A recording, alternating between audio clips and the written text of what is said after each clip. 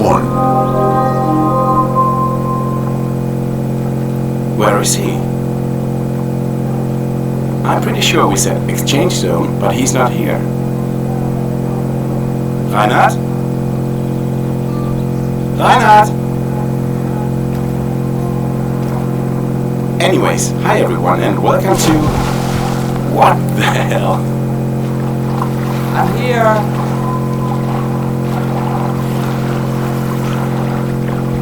Why on Corinus did you jump in the water? You could have just taken the crew entrance. I know, but I love this jump. And what now? Are you going to tell me that you have a letter for the fire mages? Close. I do have a letter on me, but it's for someone else. Fine.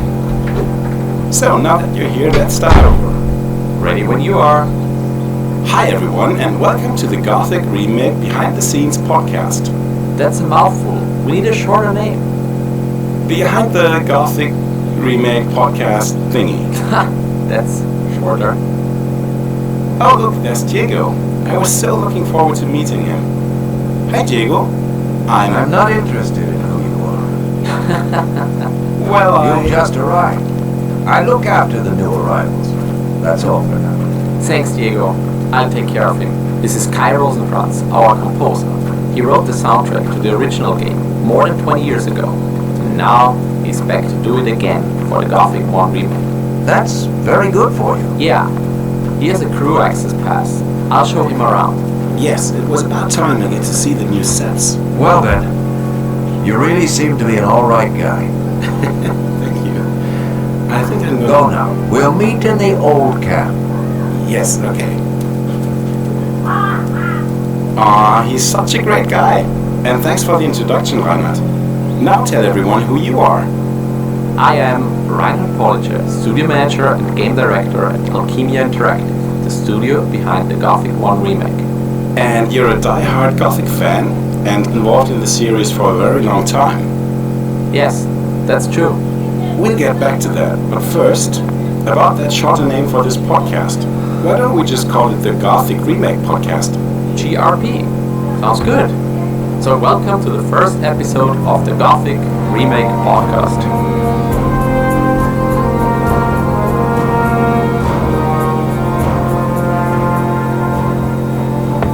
Yay, exciting times. We've known each other for, 15 years now? Even longer. We first worked together around the launch of Gothic 3 in 2006, or even earlier than that. You worked for Joe Wood at that time, right? Yes, That's... I know. If I remember correctly, it was you who made this fantastic fan camping during the games convention possible. I used to go camping with Gothic fans every year, and you helped turning it into a community camping right next to the actual convention center. Kinda true, but in the end Joe Wood, and especially a guy named Ivan Ertlov, made it possible. Special shout out to him here. Ivan! Yo, my man! What was your job exactly around that time? It wasn't actually a real job, because I was still going to school, but I helped Joe Wood with communities, beta tests and supporting games.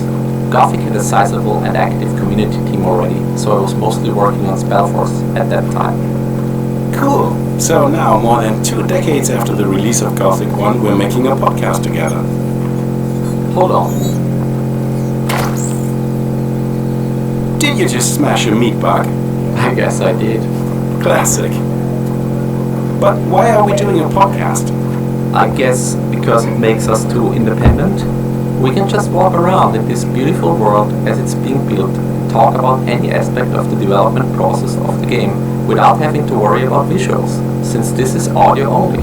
No visual assets need to be finished, parts of the world can still be under construction. It just doesn't matter. Maybe our audience would love to see some work in progress assets. Oh yeah, absolutely. We'll have those as well. On YouTube, our Discord channel, the Steam page. But for now, this gives us a bit of more freedom. I love it. We can just walk around, talk, meet people, crush meat bugs. Exactly. This episode is about what we think is a good remake, which aspects we are recreating accurately, and where we are adding new content. So there will be new content. Yes, I'm pretty sure you know that, since you've already written some new music. Oh yeah, I'm just pointing out that now you officially confirmed it. It's going to be a very faithful recreation of the original game. The same world, the same beloved characters, the same story, pretty much the same everything. But we are adding a few things here and there where it just makes sense. Like what? Just wait and see. But I'll give you some good examples. For example, the original Gothic had some plot holes, open ends, unexplained backgrounds, or even some bigger logic flaws, and we're using those to tie in a few new ideas. Whoa, what do you mean by logic flaws? Wait, have you been involved in writing of the original story? No, only music, sound effects and visual effects, no worries. Go ahead. Okay, anyways, there's room for new ideas without changing the original. Just wait and see. And here. Right. What's your personal relationship with Gothic? Or, in other words, how much of a fan are you? I played a ton of the original games and I got hooked because of the rough tone. Later, I spent a lot of my time working on mods and learning game development this way. Nice. And what about you? I joined Piranha Bytes when I was 18, in 1998, and I was still at school at that time. I had made the decision to try to become a game developer, and I was looking for some studios in my area that I could visit and just get an idea of what it's like to be a game developer. And then I realized that Piranha Bytes was actually located in my hometown, so I went there, paid them a visit. The right place at the right time. Oh, absolutely. I was so lucky. I visited them at the time when there were still just a handful of people in a tiny office room and some external programmers. A few weeks later I started working on the music for the game, and I stayed with Piranha Bytes for 12 years as a composer and sound designer. Which was the last Piranha Bytes game that you've worked on? Risen 1. And when was the last time you've played actually Gothic 1? I played it live on Twitch 3 or 4 years ago, but to be honest, I had to rediscover most of the game. There was so much I had forgotten over those past 2 decades. Understandably. And if you had to name the most important aspects of Gothic, the defining qualities, which would you pick? What is the soul, the spirit, whatever you want to call it, of Gothic? Wow, that's a big question. Number 1, the setting and tone. It's dark, it's gritty, it's violent, it's relentless, and the way it presents a male, kind of testosterone-filled prison colony really fits for me. The tone is harsh, and it has a very distinctive flair that is really super important for me. We have to nail this part. Oh yeah. Voiceovers play a huge role too. Definitely. Number 2, the living world. The world isn't just a stage for the player. All the creatures and all the NPCs, they just have to behave believably. They have to react accordingly to what the player does and also to what's happening around them. So this whole living, breathing organism of a world, this has to be presented in a super believable way. And the original Gothic already had that, so we have to try to push it even further. Yes. And the third aspect would be the sense of progression and how it is presented. You start as a nobody, but that doesn't mean that you're a weak character. Right from the beginning, the nameless hero is the kind of guy to deal out some sound bites and punches. But still there is this very rewarding sense of progression and the sense of achievement when you get stronger. You can even see it in the way you hold your sword and in the way you fight. The sense of achievement really matters a lot to me. Interesting. Now your turn. Which aspects would you think are the most important? I mostly like the living world with its daily routines that not only NPCs have but also creatures. It really feels alive and reacting. I also like a lot the ungated experience. The whole world is literally open to you if you have the skill to beat some tough monsters. And of course, I also like the rough tone, the dialogues, the reactions of the nameless hero and the NPCs. It's all well thought out. Yeah, I agree. And now here we are, back in this world, walking to the old camp. And I gotta say, it looks phenomenal. So familiar and so true to the original, but so good. The visual quality is amazing. It's a podcast, Kai, audio only. I know, but still, if only you all could see this. Look, there's the gate with Ori. Yes, this part of the world is pretty much complete. I love it. What would you say, what percentage of the world is already finished or almost finished? That's hard to say. There's like a first iteration of everything. except maybe some minor locations, but at this level of detail I'd say around 50%. So still a long way to go. Yes, but once the workflows and technical aspects are established, it gets a lot faster. Do you keep anything from the playable teaser version? Nothing except a few raw art assets. We even completely started from a blank Unreal project. Okay, before we talk about that, let's go back to the very beginning of the Gothic Remake project. It was you who pushed it internally at THQ Nordic, right? Yes, I was part of this. So it is fair to say that we owe this to you, right? Without you, this project wouldn't exist. No. I was just... Yes. I know this was your passion project and you were planning to do it for a very long time, waiting for the right opportunity. And I just want to say thank you for making this possible. You don't have to respond, that's okay. There was a few people involved in that process. In the end, a remake felt like a natural step, with a series that was dormant for more than 10 years. How did it all start? Who did you have to convince and how? Well, we obviously have a process at THQ Nordic about new projects, but since we distributed the old Gothic games, we knew very well the potential of those games. And then one thing led to the other, and we needed a proof of concept for the team making such a production, and so we did the playable teaser. Was it your plan from the very beginning to involve the community in the, let's say, design and feedback process? Not for the playable teaser, but we knew Gothic always had a very strong and opinionated community, and I wanted to make sure they feel part of it. Nice. In your opinion, what is a remake in comparison to a remaster or reboot? And what do you think makes a good remake? That's easily explained. A remake is a full recreation of something existing without deviating too much from the original. A remaster is literally taking the old piece of code and just getting it running on modern systems and doing selective changes. And sometimes visual updates, right? Exactly. And a reboot is essentially what we did with the playable teaser.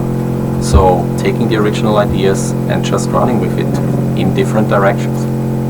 The remake is really a chance to do everything in a modern and future-proof way, and also extend it where it will provide a lot of value to the game. So just to be clear, we're making a remake, right? Yes, we're making a remake now.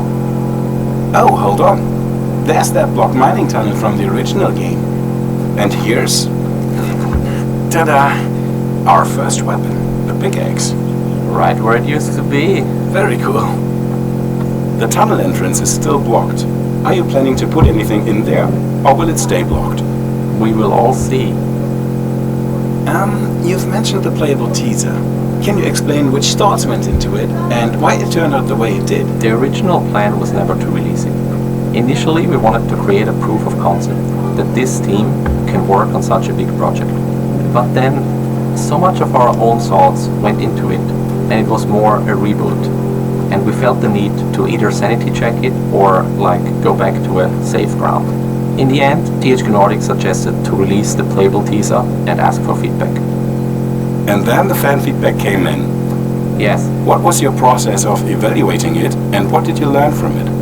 Well, all the feedback came in a gigantic spreadsheet, and we went through all of it. And the most interesting thing was really to see how much different opinions were there about certain details.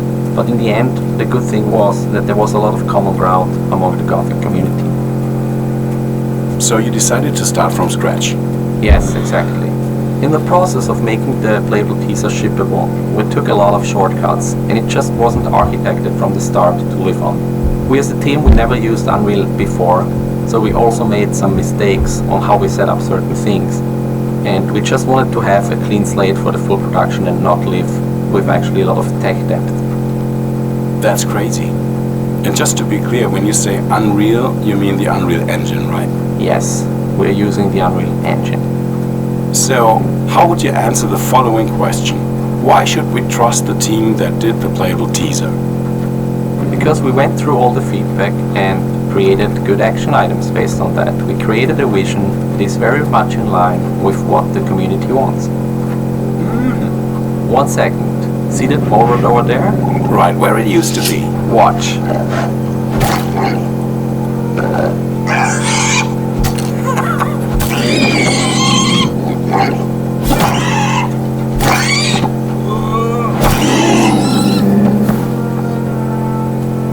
Nice! That looked extremely smooth. Very cool. Is that the new combat system? Yes, it's based on the Gothic 1 system, and it has the same feel to it, with instant reaction, different attacks, combos, and kind of the same rhythm. We've modernized the controls and gameplay to a certain degree, but decided to go a completely different route than in the playable teaser. That's very good.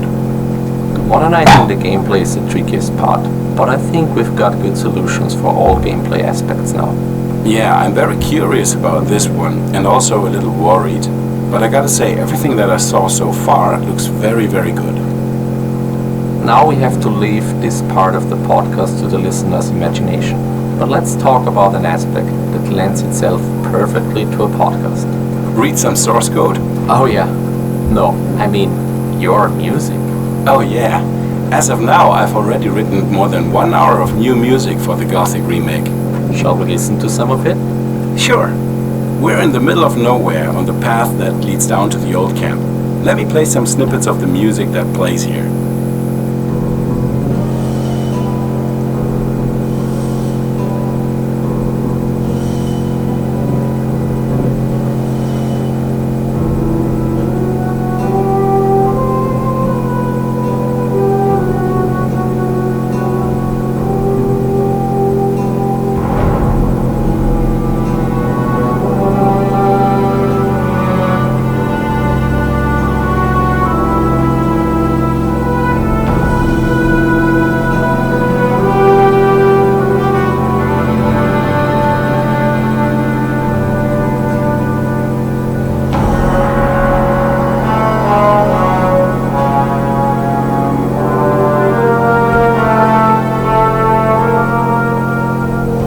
Sweet. So, this is definitely based on the original soundtrack. Yes, my plan is to follow a 3/3 rule. What's that?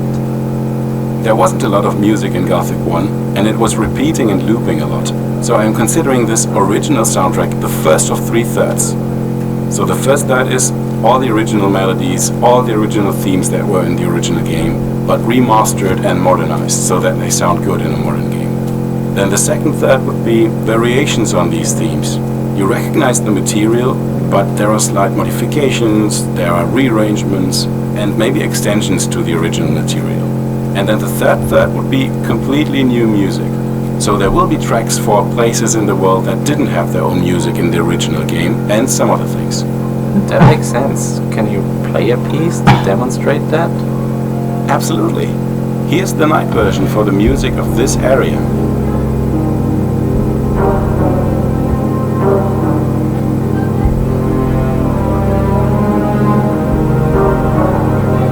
It's the remastered version of the original theme, so the first third.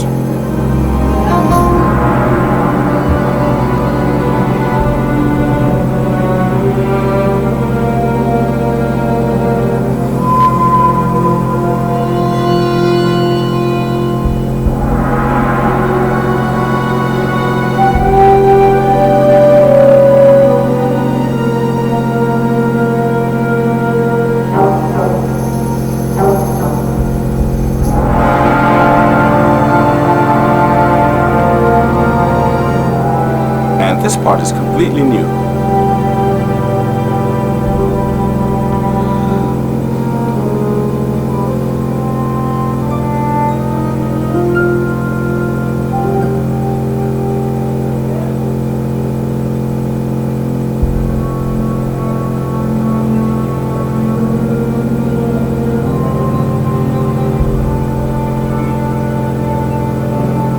Now this is the second third, based on the same motive.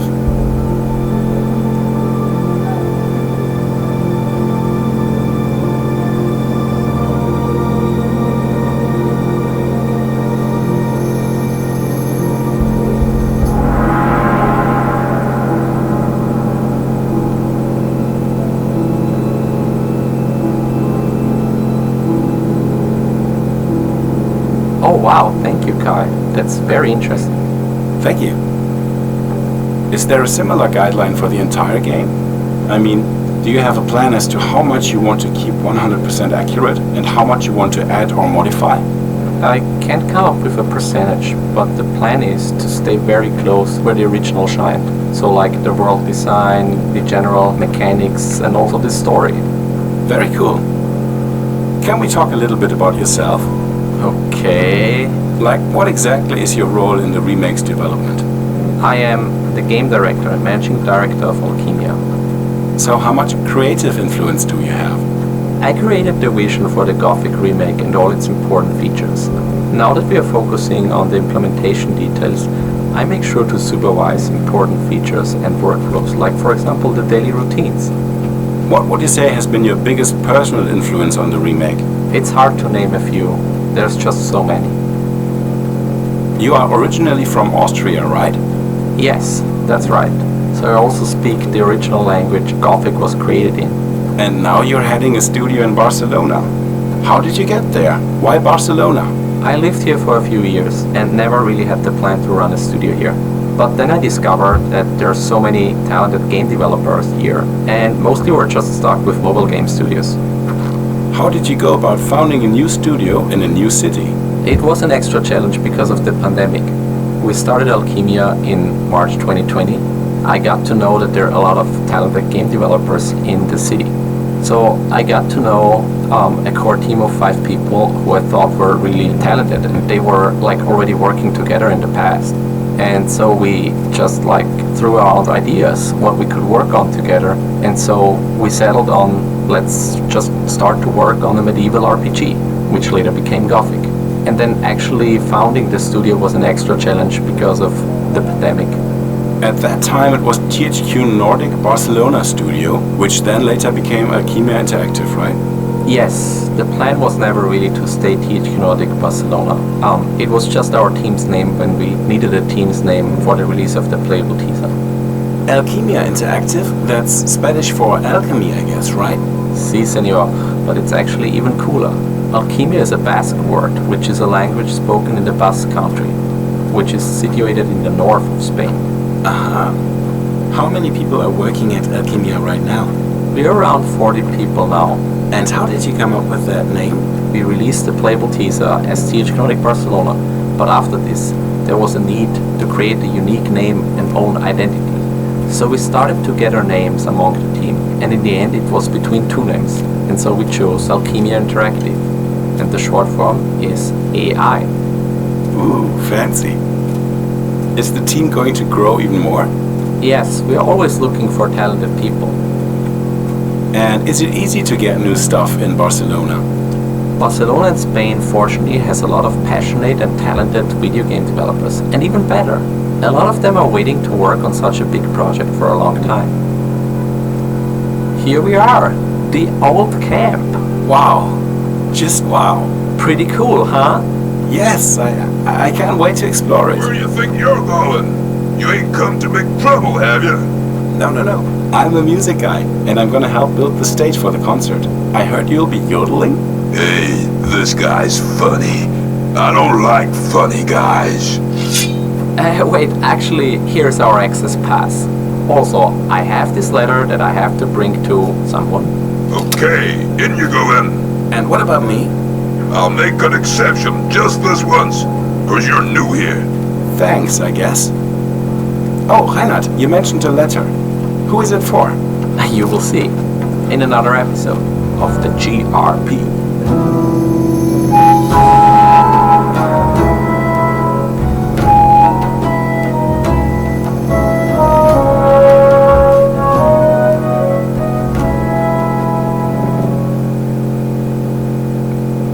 Ну что вам сказать? Обязательно жду игру Gothic Remake, Готика 1 ремейк, обязательно. В августе покажут, наверное, новый трейлер покажут в августе. 13 августа будет презентация THQ Nordic Digital Showcase 2023. Обязательно ждем. На этом все. Всем пока, не скучайте. Я прошу тренироваться,